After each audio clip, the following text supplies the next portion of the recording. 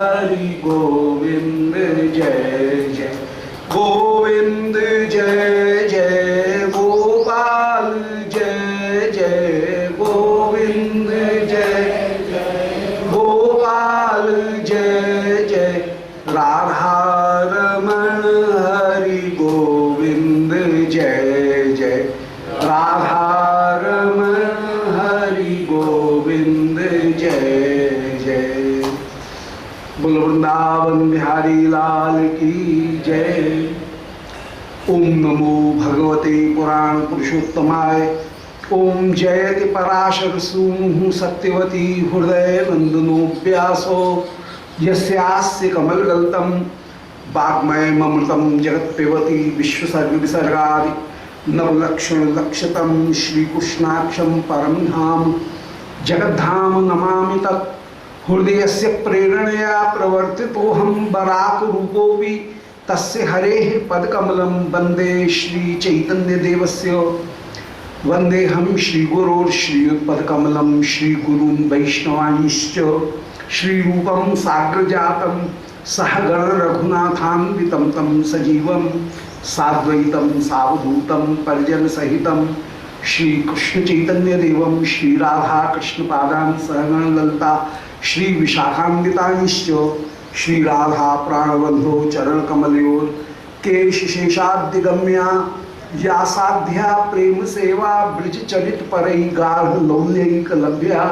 सास्यात् प्राप्ता ययां ताम प्रथयतु मधुना मानसी मत्स्य सेवाम भाव्यां रागाध्वपांथै ब्रजमन चलितम नैतिकम तस्य नौमि नारायणं नमस्कृत्य नरं चैव नरोत्तमं देवीं सरस्वतीं व्यासं ततो जयंदीरे।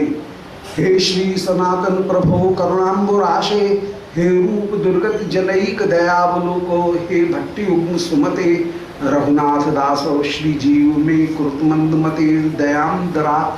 बोल वृंदावन बिहारी लाल की जय। वाञ्छाकल्पतरुभ्यश्च कृपा सिन्धुभ्यैव च पतितानां पावनेभ्यो वैष्णवेभ्यो नमो नमः। परम मंगल श्री कृष्ण भावनामृत महाकाव्य जिसके माध्यम से अष्टकालीन लीला स्मरण में प्रातःकालीन लीला की मानसी भावना साधक को करने में अनुकूलता प्राप्त हो, श्री विश्वनाथ चक्रवर्तीपाद ने कृपा करके श्री प्रिया जी के नंद ग्रह में आने की लीला का वर्णन किया। श्री कृष्ण श्री राधिका की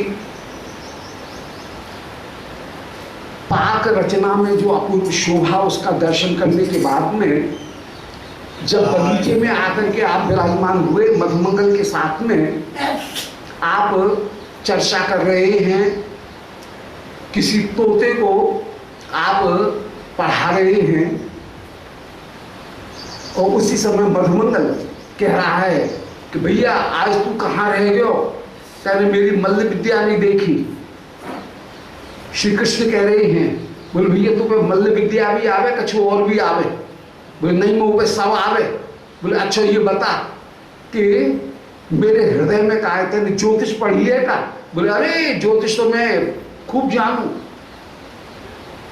और ज्योतिषी नहीं, ज्योतिष और ज्योतिष के संग में मंत्र और मंत्र के संग में तंत्र, पूरी विद्या जानू। श्री कृष्ण कह रहे हैं, बोले अच्छा भैया ये बता मेरे मन में क्या है? और उस समय मधुमंगल कह रहे हैं कि भैया तेरे मन में ये है कि कोई पर्वत है दिव्य, उस दिव्य पर्वत की कोई उपत्यका है, घाटी, उस घाटी में दो कुंड हैं, उन कुंड में एक हंसनी वहां पर अपूर्व रूप से क्रीड़ा कर रही है, उस हंसनी को प्राप्त करने की तेरे हृदय में अभिलाषा है। मधुमंगल जो बात है वो सत्य भी कह रहे हैं, ज्योतिष तो इनके लिए बहुत छोटी सी बात है, जो हृदय की बात है वो बता रहे हैं कि श्री राधा कुंड में मध्याह्न विलास करने की तेरी अभिलाषा है। गोवर्धन के किनारे हंसी श्री राधिका, उनके साथ में तेरे साथ तेरे हृदय में विलास करने की तेरे हृदय में अभिलाषा है। ये मधुमंगल ने अपने ज्योतिष से बताया। बोल भैया बताए वैसे तो कुछ काम चले नहीं, वो हंसी मिलेगी कैसे? बोले भैया हंसी मिलने को उपाय भी बताओ। सो मधुमंगल ने उपाय भी बता दिया कि कोई वृक्ष की शाखा जिसके आगे बी लगा हुआ है, ऐसी कोई विशाखा, उसका यदि आश्रय ग्रहण करेगा तो उस विशाखा के आश्रय, विशिष्ट शाखा, उसके आश्रय को ग्रहण करने पर तुझे वो हंसी प्राप्त होगी। अन्यथा वो हंसी बड़ी चतुर है, तेरे पकड़ने पर भी वो तुझसे फुदक करके बाहर निकल जाएगी, तेरे पकड़ने में नहीं आएगी। और वो हंसी आएगी पकड़ने में तब जब तू विशाखा का आश्रय ग्रहण करके उसके नाम का जप करेगा, तो फिर वो वंश उस मंत्र का जप करने पर वो हंसी तेरे पास में प्राप्त हो जाएगी। बोल भैया तेने तो कमाल कर दिया, मेरे हृदय की बात को जान गया भैया, तू तो पक्का ज्योतिषी है। मधुमंगल बोले इतनी बढ़िया बात बताई, गुड़ से गुड़ बात, और उपाय भी बता दिया तुझे। अब भैया हमारी दक्षिणा ला, हमें भेंट, क्योंकि शास्त्र ये कहता है कि गुरु वैद्य और ज्योतिषी, देव मित्र और राज, इन्हें भेंट बिन जो मिले हो न पूरन काज। तो जब ज्योतिषी के पास में आया है तो ज्योतिषी को दक्षिणा तो देनी पड़ेगी, दक्षिणा प्रदान कर। श्री कृष्ण ने उस समय मधुमंगल को अनार के दाने एक मुट्ठी भर करके, एक करक, एक कटोरा भरे हुए अनार के दाने मधुमंगल के हाथ में भी दे दे। करक, एक करक, एक कटोरा जो है, एक कटोरा, वो एक मुट्ठी भरे हुए दाने वो मधुमंगल को दे दी। बोल वाह भैया वाह, तेने तो तोता को भी ये दाने पर खवाए रहो, और तेने वो ब्राह्मण को भी ये दाने बताए, ये दिए, तेने तोता और ब्राह्मण इन दोनों को एक कर लिए। बोले एक तो हो ही हो तुम, तोता भी द्विज है और तू भी द्विज है। द्विज के दो अर्थ, द्विज माने ब्राह्मण और द्विज माने पक्षी। तो जो दोनों ही द्विज हो, इसके भाई दोनों के साथ में मैं तो एक सा व्यवहार करूंगा द्विजों के साथ में, इसलिए तोते को भी मैंने ये अनाज ये दाने खवाए और तुझे भी। इसी भाव को निरूपण कर रहे हैं। श्री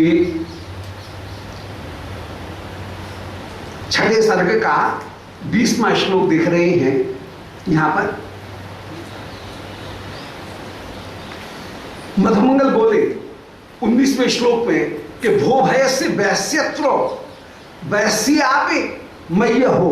बोले हे मित्र, तूने वैश्य माने मित्र का और वैसी माने पक्षी का, दोनों के लिए एक सा व्यवहार किया। वैश्य शब्द जो है वो पक्षी के लिए भी आता है और वैश्य शब्द मित्र के लिए भी आता है। तो भैया तेने मेरे मित्र के साथ में भी वही व्यवहार किया और तोता को भी वही तूने अनार के दाने दिए। हम दोनों को एक से अनार के दाने क्यों दे रहे हैं? तो श्री कृष्ण उत्तर कहते हुए कह रहे हैं कि एष यन्नाम पठति त्वं तत् प्रापक वेद भाग। बोले भैया मैं इस तोते को सिखा रहा था कि अरे तोता, तू धाराधर द्युति वाले माने मेघ की द्युति वाले श्री नारायण का आश्रय ग्रहण कर। इस श्लोक को याद करा रहा था। तो एष यन्नाम पठति, ये तोता जिनके नाम को पढ़ता है, माने श्री नारायण के नाम को, या जब तोता नहीं पढ़ पाए, धाराधर नहीं पढ़ पाए, तो श्री कृष्ण तोते को याद दिलाने के लिए कहते हैं बोले बोल धारा। तोता भी बोल रहा है धारा, फिर बोले धारा धारा धारा धारा धारा धारा करते करते राधा राधा हो गया। तो ये तोता जिनका नाम धारण कर रहा है, यन्नाम पठति माने प्रसंग में तो नारायण का नाम, और उसी धाराधर इस शब्द की, धारा शब्द की बार बार आवृत्ति करने पर धारा जैसे राधा हो जाएगा, ऐसे ही जिनका तू नाम जप रहा है, श्री राधिका भी परतत्व होकर के विराजमान और नारायण भी परतत्व होकर के विराजमान। तो कह रहे हैं कि एष यन्नाम पठति, ये तोता जिन नारायण के नाम का पाठ कर रहा है, तू भी तुम तत्प्रापक वेद भाग, तू ब्राह्मण है और ब्राह्मण के द्वारा ही वेद के तत्व को जाना जाता है। तो तत्प्रापक नारायण को प्राप्त कराने का साधन कौन है? बोले नारायण को प्राप्त कराने का साधन एकमात्र वेद है। वेद के द्वारा ही भगवत तत्व को जाना जा सकता है, अन्य कोई दूसरा साधन है नहीं भगवत तत्व को जानने का। तो जो नारायण को प्राप्त कराने वाला, नारायण के स्वरूप को बताने वाला जो एकमात्र हमारे पास में साधन है, वो साधन सर्वोत्तम साधन वेद ही है। क्योंकि प्रत्यक्ष प्रमाण बड़ा सीमित है, अनुमान उपमान जो ऐतिह्य आदि जितने भी प्रमाण हैं, वे सारे के सारे जितने भी प्रमाण, उन सबों में भ्रम प्रमाद विप्ललिप्सा करना पाठक, ये 4 दोष हो सकते हैं। जितने भी प्रमाण हैं उनमें कहीं ना कहीं भ्रम हो सकता है। प्रत्यक्ष से लेकर के सारे प्रमाण, उनमें कहीं ना कहीं दोष है, 4 दोष।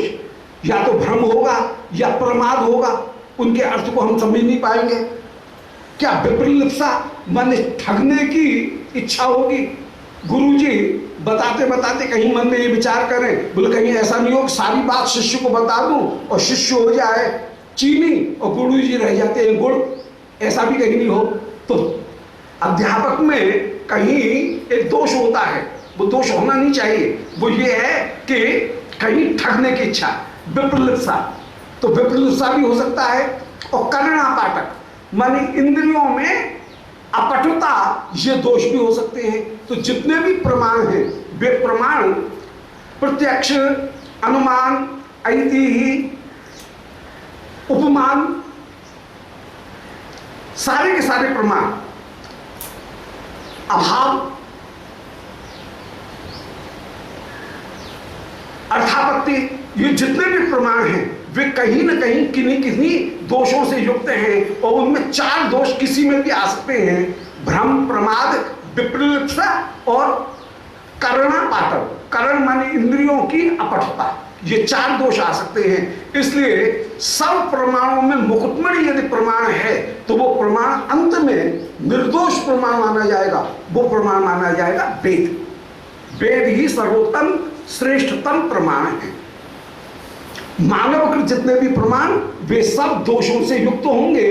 वेद अपौरुषेय हैं, इसलिए वेद प्रमाण ही सर्वश्रेष्ठ अपराकृत प्रमाण होकर के, सर्वश्रेष्ठ प्रमाण होकर के वेद ही एकमात्र विराजमान है।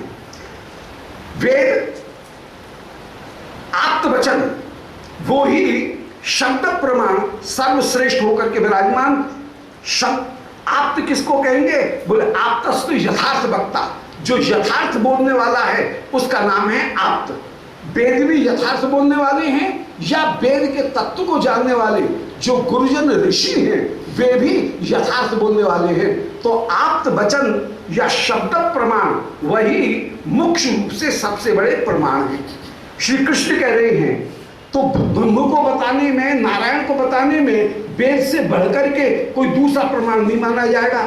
अब वेद प्रमाण प्रकट होते हैं किनके मुख से?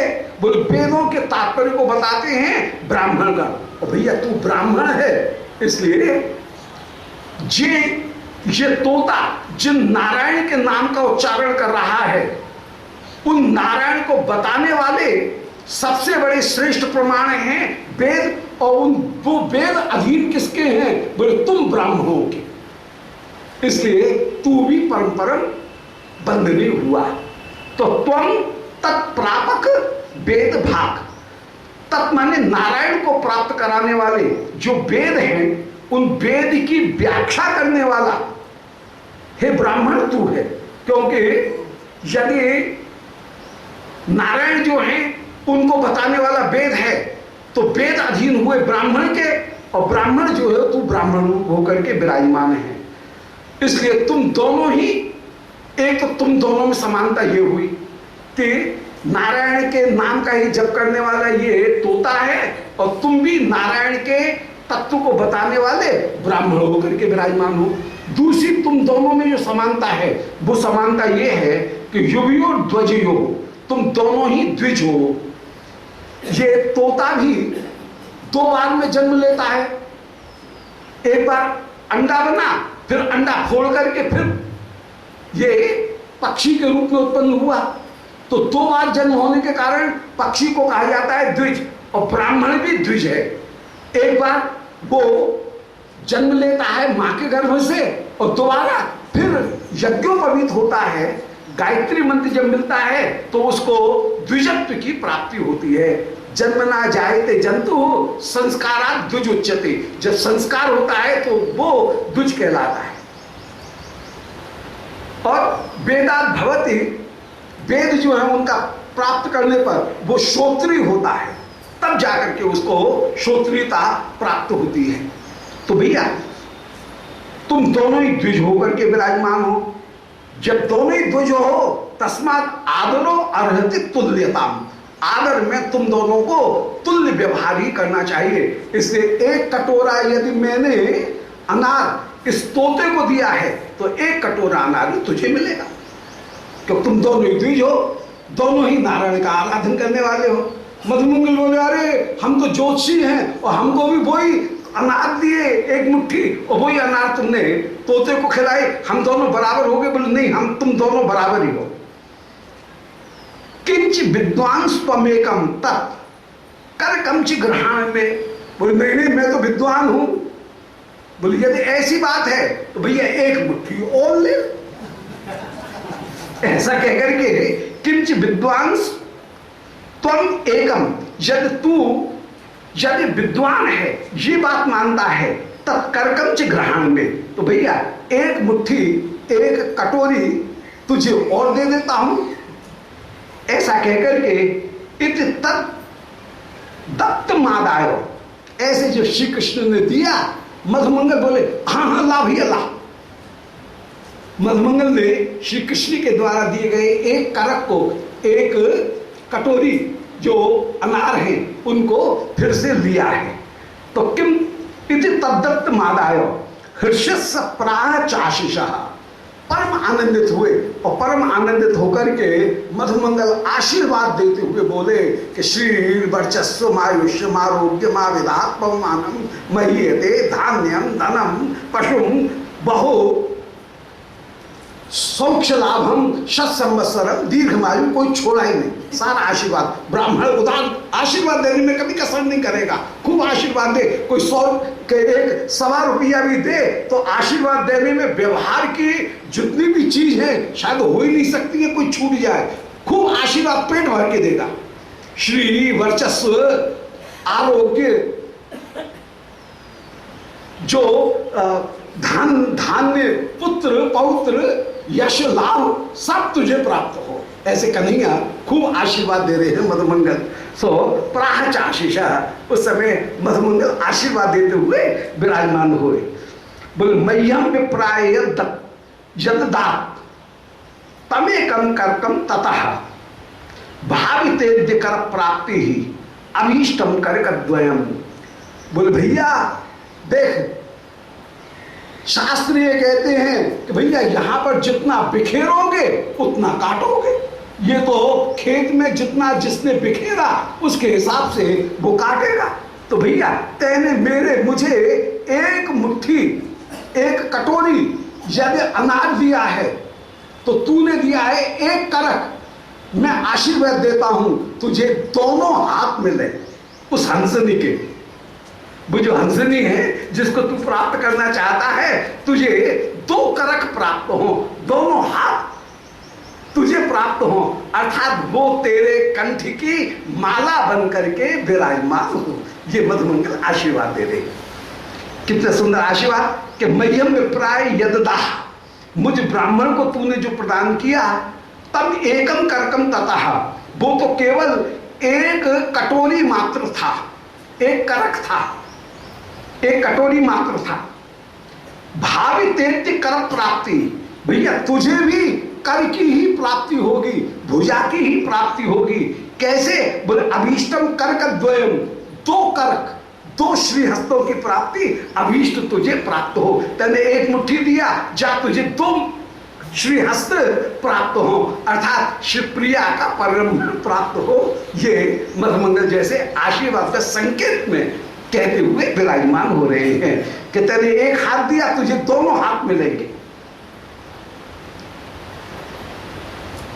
प्रिया द्विजाली संतर्प्यो सखे स्वलपनामृत भोज स्वस्थ ते ध्यानी भावनी सुख संगति। बोल भैया, प्रिया द्विजाली संतर्प्यो, तू तेरी प्रिय ब्राह्मणों की जो पंक्ति है, उन ब्राह्मणों की पंक्ति को संतृप्त करा। अर्थात केवल बात पूछने से काम नहीं होगा, कोई भी कार्य उसकी परिपूर्णता होती है कब? बोले जब वैष्णव ब्राह्मण सेवा हो जाए तब किसी अनुष्ठान की परिपूर्णता होती है। यज्ञ कितना भी कर लो, परंतु यज्ञ में कोई ना कोई कसर रह जाएगी। फिर अंत में वैष्णव सेवा होनी चाहिए, ब्राह्मणों की सेवा होनी चाहिए। तो विप्र ब्राह्मण वैष्णव इनकी सेवा किसी भी कार्य की परिपूर्णता के लिए, किसी भी अनुष्ठान की परिपूर्णता के लिए अति आवश्यक है।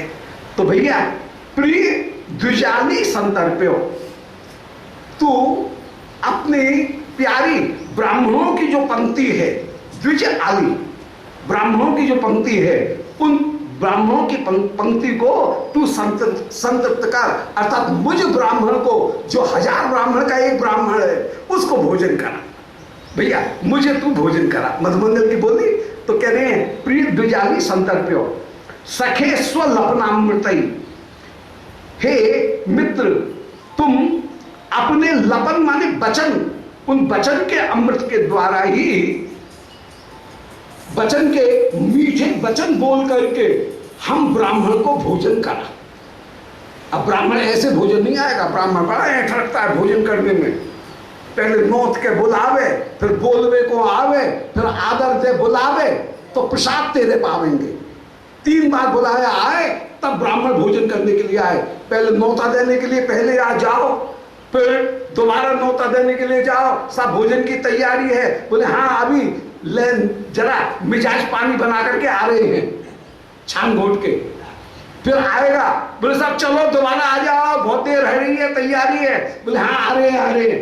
2 बुलाई आ जाएंगे, तब तीसरी बुलाई पर ब्राह्मण आएगा, वो भी आदर करके बैठाओ तो वो ब्राह्मण प्रसाद पाए। तो ब्राह्मण ऐसे नहीं है। तो स्वलपनामृत, ब्राह्मण केवल भोजन ही नहीं चाहता है, बल्कि भोजन के साथ साथ आदर भी चाहता है। तो यहाँ पर मधुमंगल वही अपनी हंसी करते हुए कह रहे हैं कि प्रिया द्विजाली संतर्प्यो, तेरी प्रिय जो ब्राह्मण पंक्ति है, उस ब्राह्मण पंक्ति को संदर्भ करके, वो भी स्वलपनामृत, मीठे आदर के वचन कह करके, नोता दे करके, आदर सहित ब्राह्मण को बुला करके उनको भोजन कराओ। स्वस्थ ते ध्यान नहीं, आज ही तुरंत की तुरंत इसी दिन तेरा कल्याण हो जाएगा, तुझे स्वस्ति की प्राप्ति हो जाएगी। तो स्वस्थ ते ध्यान नहीं भाविनी, आज के दिन में ही तुझे सुख की प्राप्ति होगी, और भावनी सुख संगति, तुझे सुख की संगति प्राप्त हो जाएगी। ये तो कहा ऊपर से, और भीतर से श्लेष। मधुमंगल के वचन है, परम विद्वान है मधुमंगल, और श्लेष में जो रस की बात है, उस रस की बात को प्रस्तुत करते हुए बोले कि प्रिया द्विजाली संतर्प्यो।